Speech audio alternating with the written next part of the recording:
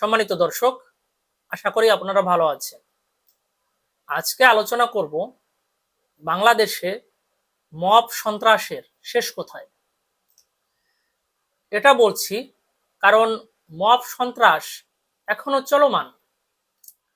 এই মাত্র 2 দিন আগের ঘটনা, উত্তরাতে রিকশাওয়ালারা মব সন্ত্রাস করে একটা মার্কেট পুরো গুড়িয়ে দিয়েছে। মার্কেটে যত দোকানপাট ছিল সব তছনছ করে দিয়েছে।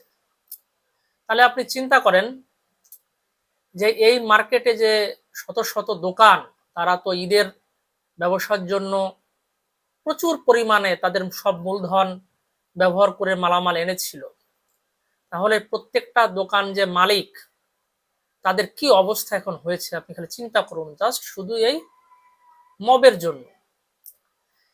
এখানে নাকি অভিযোগ যে রিকশাওয়ালাদের মেরে তাদের একজনকে লাশ ভিতরে গুম করে রাখা হয়েছে, এরকম একটা গুজব ছড়ানো হয়। এটা নিতান্তই গুজব ছিল, পরে এরকম কিছু পাওয়া যায়নি। তারপরে রিকশাওয়ালারা একত্রিত হয়ে মব করে পুরো মার্কেট একেবারে তছনছ করে দিয়েছে। বাংলাদেশে তো আগে এরকম মব ছিল না। এই মবটা তৈরি করলো কে? এই মবের স্রষ্টা তো ডক্টর ইউনূসের সরকার।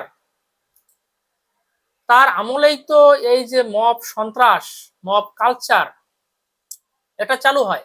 ডক্টর ইউনূসের যে সমর্থিত গ্রুপ এনসিপি বা কিছু ছাত্ররা, তারা সারা দেশে একের পর এক মব চালিয়ে গেছে।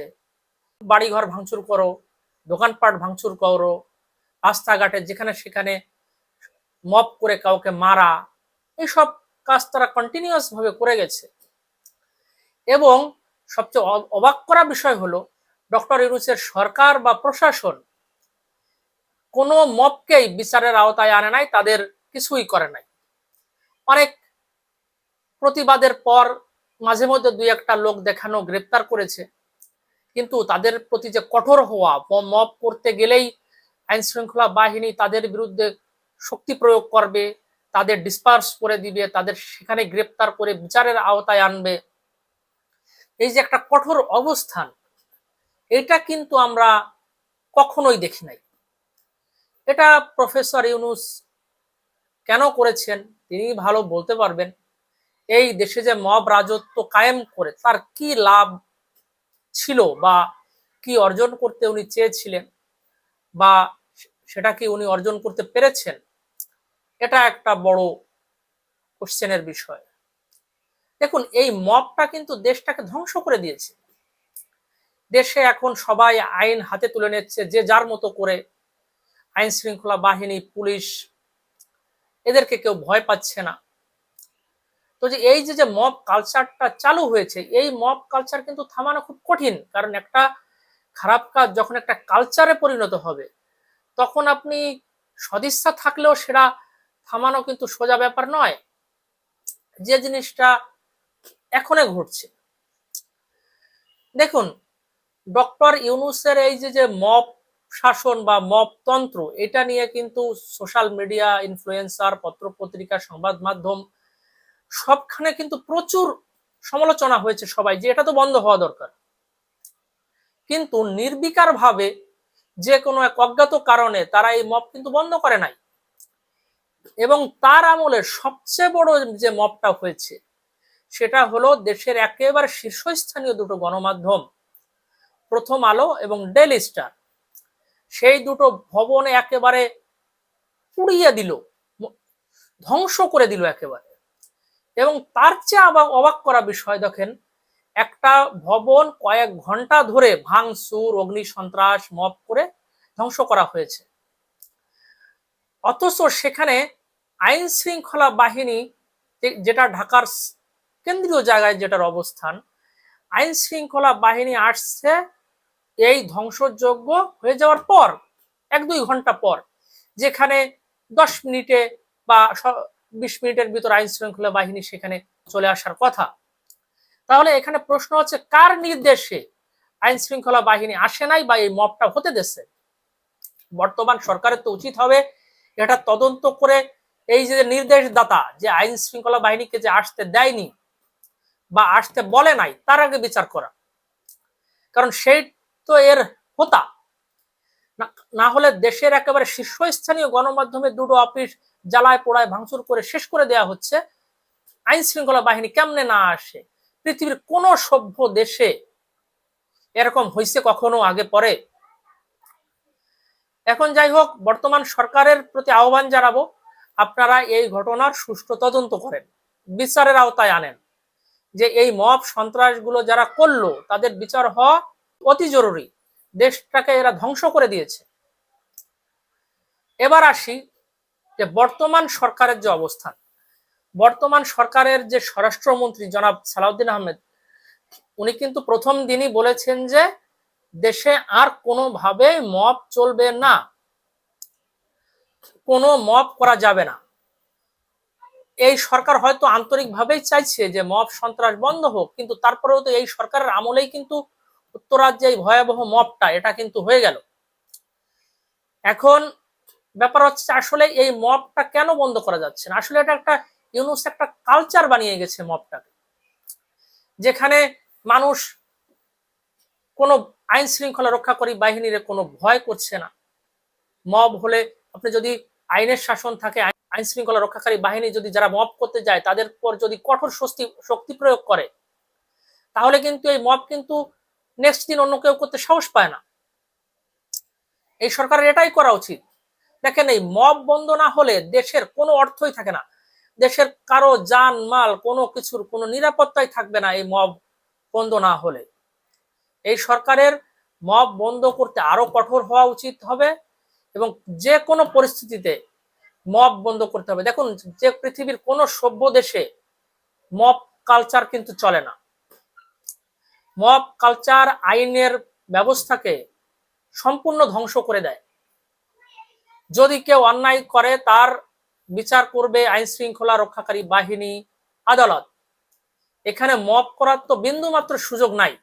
এখন এই সরকার কিভাবে এই মবটা বন্ধ করতে পারে যে বিষয়ে আলোচনা করতে চাই, সেটা আমার মনে হয় পুলিশকে শক্তিশালী করা অতি জরুরি। দেখুন, বাংলাদেশের পুলিশ তার ইতিহাসের সবচেয়ে ভার্নারেবল অবস্থানে আছে। 5ই আগস্টে শত শত পুলিশ মারা গিয়েছে, থানায় আগুন দিয়ে পুড়িয়েও মারা হয়েছে, এরকম ব্যাপারও ঘটেছে। এবং সবচেয়ে আজব বিষয়টা হয়েছে সেটা হচ্ছে যে ছাত্রদের যারা বা ছাত্রদের সাথে অন্য দিনমজুর, দোকানদার বা সাধারণ মানুষ যারা ছিল, 1000-এর উপরে যে হত্যা করা হয়েছে, এটা আইন শৃঙ্খলা রক্ষাকারী বাহিনী সহ যারাই করেছে তাদের বিচার অবশ্যই হতে হবে। এই বিচার হওয়া খুবই দরকার, কিন্তু প্রত্যেকটা হত্যাই কিন্তু অপরাধ। এই পুলিশ হত্যারও একটা তদন্ত হওয়া উচিত ছিল, এর বিচার হওয়া উচিত। কারণ আপনি নেপালের দিকে তাকান, নেপালে কিন্তু একইভাবে সরকার ছাত্র জনতা উৎখাত করলো। সেখানে কি হলো? সেখানে তো মাত্র 1 মাসও লাগে নাই, মাত্র কয়েকদিনের ভিতর দেশে স্থিতিশীলতা চলে আসলো। এটা কেন হয়েছে? ওইখানে যে মব হয়েছিল একদিন 2 দিন বা 3 দিন ধরে, তখন সেনাবাহিনী কঠোর অবস্থানে চলে গেল। তারা বলল কি যে এই মব যারা করবে সরাসরি গুলি, কঠোর বিচারের ব্যবস্থা করা হবে।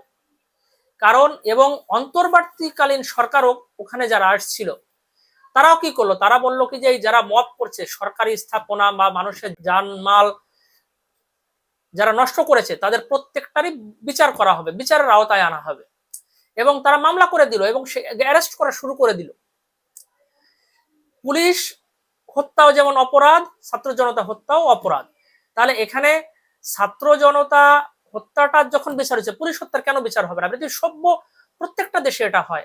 নেপালে এটা হয়েছে বিধায়ী আইন শৃঙ্খলা রক্ষাকারী বাহিনী আবার তাদের মাথা উঁচু করে দাঁড়াতে পারছে, তাদের শির দ্বারা শক্ত করে দাঁড়াইতে পারছে এবং দেশে মাত্র 1 সপ্তাহ 15 দিনের ভিতরে স্টেবিলিটি চলে আসছে, যেটা ইউনূসের সরকার বাংলাদেশে 1.5 বছরও পারে নাই। এটা কিন্তু একটা বড় পার্থক্য। দেখুন, আমি চাই যে প্রত্যেকটা হত্যাকাণ্ডের বিচার হোক।